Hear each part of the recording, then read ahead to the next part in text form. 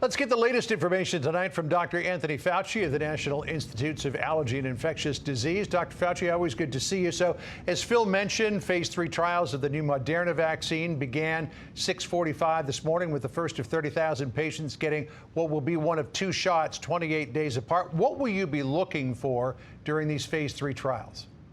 Well, the phase 3 trials, John, is that the major question is, does it work? Is it effective? And that's exactly what we'll be looking for. Obviously, you want to look for safety concerns also.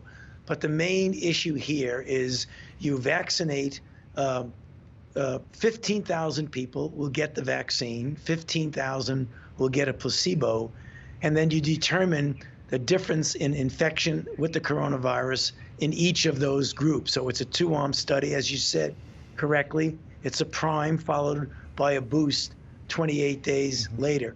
And hopefully within a period of a few months, we'll be able to get a signal to know whether it actually is effective in preventing infection with the coronavirus. It's extraordinary circumstance, John, because this is the fastest that we have ever gone from the identification of a new virus, doing the sequence, getting a vaccine, and going into a phase 3 trial for efficacy. Yeah. And we've done it by increased technologies that have really been transforming the way we do vaccine trials. Well, necessity is the mother of all invention. Based on the initial data, Dr. Fauci, how optimistic are you that you will get what you're looking for from this Moderna vaccine?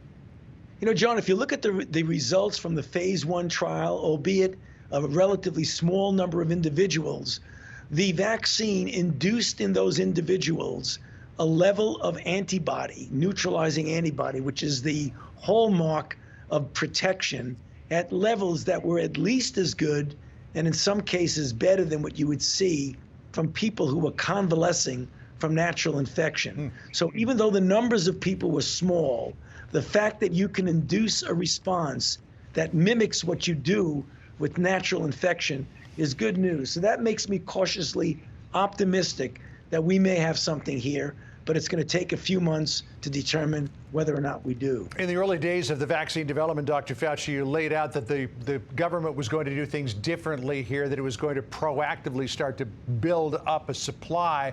The president talked about that earlier today. Let's listen to what he said. We're mass producing all of the most promising vaccine candidates in advance so that on the day 1 that it's approved, it'll be available to the American people immediately, and we'll probably have a lot for a lot of other people throughout the world. The world is suffering from this China virus. As we mentioned, that's a departure from the way that things normally go. You usually don't scale up until after phase 3 trials are over, and then you've got that 6-month lag, so that will get it out there quickly. But a lot of people have a question as to who will get it first. Right. It's a good question, John, and what we're going to do is we're going to take that very seriously.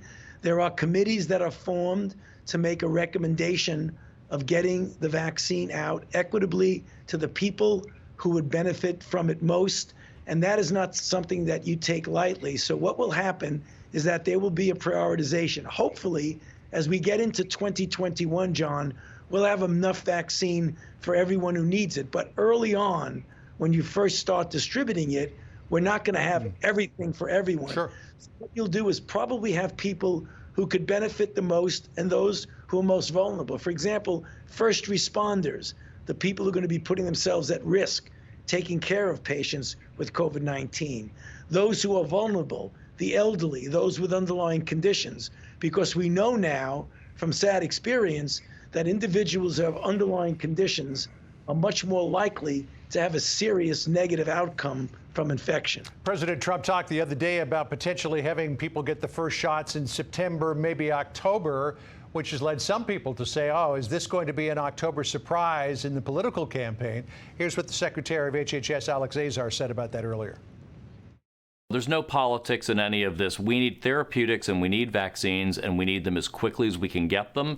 And we are working to basically shave every day off the development and manufacturing that we can do, that we can do so. But we're going to make sure that any therapeutic or any vaccine is safe and effective up to the FDA's gold standards. So, Dr. Fauci, obviously you want to get a vaccine out there as quickly as possible. Is there any political pressure to get this out there before before November the 3rd? And are any corners being cut in order to do that? Well, certainly there are no corners being cut, John. I'll guarantee you that. Safety is very important. What we're doing is not compromising safety and certainly not compromising scientific integrity. We, in fact, briefed the president today about this in the Oval Office, and there is no political pressure that I've seen at all to move quickly. The speed of the trial and how quickly you get the results is dependent upon certain factors.